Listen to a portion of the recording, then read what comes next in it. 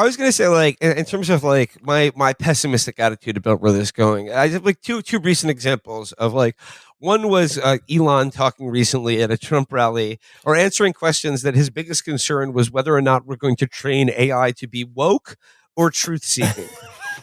And that's a big concern for him. But I thought that was fascinating because I think he's kind of giving up the game here that AI is not artificial intelligence. It is something that is designed to reflect the values and beliefs of the people who fucking create it. So, yeah, it is a conscious decision whether it's going to be woke or not woke.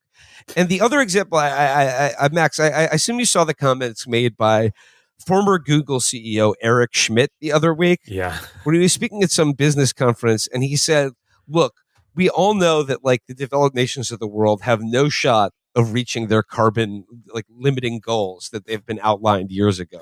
We all have no shot at that. It's fake. It's not going to happen."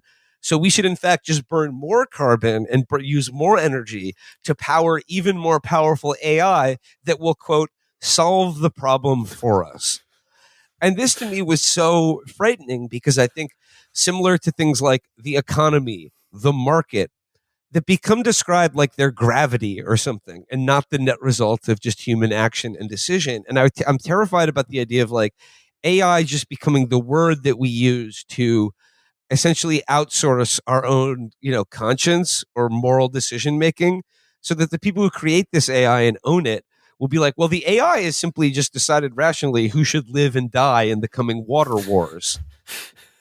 Yeah, I mean, this is the problem of the software industry as long as it's ever existed. Is the long-term goal has always been to like obviate politics by putting the computer in charge. And like, what's the famous, like, don't let computers make decisions because computers can't assume responsibility. And it's just funny that this is where we're still having is 2024. We're having the same kinds of conversations that people were having in 1975 about this stuff.